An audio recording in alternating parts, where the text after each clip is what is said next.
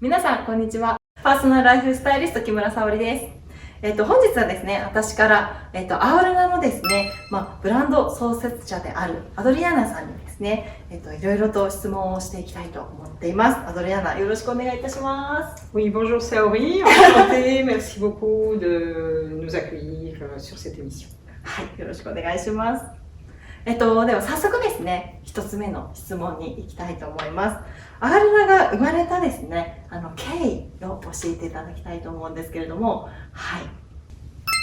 Alors moi, ça fait maintenant 7 ans que j'habite au Japon. Et en fait, au bout de 5 ans, je travaillais pour la Chambre de commerce française. Et au bout de 5 ans, je suis retournée dans mon pays d'origine pour des vacances. Je suis allée en Colombie. Ça faisait un petit moment que j'essayais de faire un travail qui ait du sens aussi pour moi. Et dans ce travail de sens, en fait, je me suis dit que je pouvais retravailler avec mon pays. Parce que dans mon pays, en fait, il y a un savoir-faire qui est très beau, des tribus indiennes qui travaillent sur différents craftsmanship. Et j'ai voulu travailler avec une de ces tribus. Et en fait, comme je sais aussi, en ayant travaillé en fait, pas mal dans tout ce qui était les très beaux produits que les Japonais, en fait, la femme japonaise aime beaucoup les produits très bien faits et très sensibles à tout ce qui est craftsmanship. Donc j'ai décidé de travailler avec spécifiquement cette tribu indigène qui s'appelle les Wayuu pour développer des produits exclusivement pour le marché japonais. ありがとうございます。アドリアーナさんですね、日本の方に向けてこういう伝統工芸品として伝えていきたいという思いが非常に強い。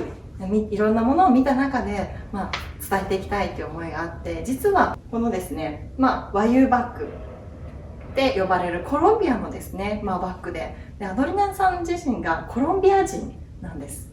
で、フランスに渡ってそこからですね、日本に来て、で日本で7年で、商工会議所の方でも働いてっていう経緯であった中で、この和牛バッグっていうのをまたですね、違う動画でですね、この和牛バッグの特徴だったり思いとかもですね、アドリアーナの方から話していただくんですけれども、これをなんで日本に入れたか伝えていきたいのかっていうところが思いが強くなって、で日本の方に向けて、こういうデザインだったりとかを作って今発信をしているっていう活動をされてます。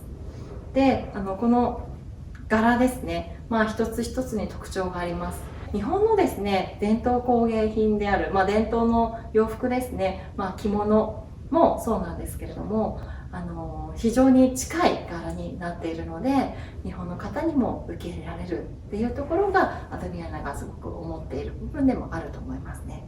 はい、ありがとうございます。Merci. はい、ブランドネームアールナにこのですねアールナに、込めた思いっていうのを聞いてもいいですか？ Alors, en fait, dans ce mot, il y a le mot Aluna, si on enlève le premier A. Et Aluna, ça veut dire en langage Kogi. Kogi, c'est une tribu indigène aussi colombienne. Ça veut dire l'invisible, en fait le spirituel. Chez les Kogi, donc chez cette tribu indigène colombienne, le monde est divisé en deux. Le monde est divisé entre ce qu'on peut voir, ce qu'on peut toucher, et ce qu'on ne peut pas voir et ce qui est spirituel. Donc je trouvais le mot très joli, Aluna, et c'est pour ça que j'ai repris le mot. Maintenant, c'est vrai que bon, ça fait partie d'une tribu, ça a une signification très particulière. Du coup, j'ai rajouté le premier A. Et AA, c'est mes initiales, c'est Adriana Archambault. Donc Aluna, c'est comme ça qu'est né le mot, la marque Aluna. はい、ありがとうございます。 Merci. アドリアーナの方からですね説明していただいて、このですねアルナ、ここの最初のイニシャルを抜いたここのアルナですね。このアルナっていう言葉自体がですね、コロンビアの、言葉の中の、コギ族の言葉だそうです。で、65個ですね部族があって、でその部族の中いろんな言葉がある中で古い言葉でこの和牛バッグに込められる思いとして、アドリアーナがこう直感で響いたんでしょうね。で素敵だな、綺麗だな、美しいなと思ったのがあるな。でこの言葉の中に込められているのは、スピリチュアルな部分では見えないものっていう意味が込められているそうです。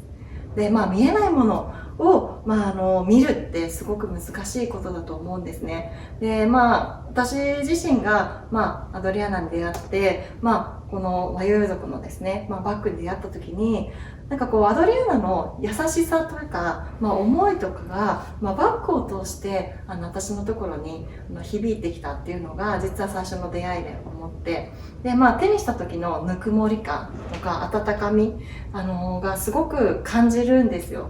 で、これをですね、ぜひナチュレの方で扱えないかっていうのを話したのが一番最初の実はアドリアナとの出会いになります。はい、アドリアナありがとうございます。Merci beaucoup. はい、ありがとうございます。ありがとうございます。はい、じゃあ本日ですね、アルナの生まれた経緯、またブランドのネームにですね、込めた思いをアドリアナの方に聞かせていただきました。アドリアナ、本日はありがとうございました。Merci beaucoup, merci Saori, et merci à vous tous d'être là aujourd'hui. ありがとうございます。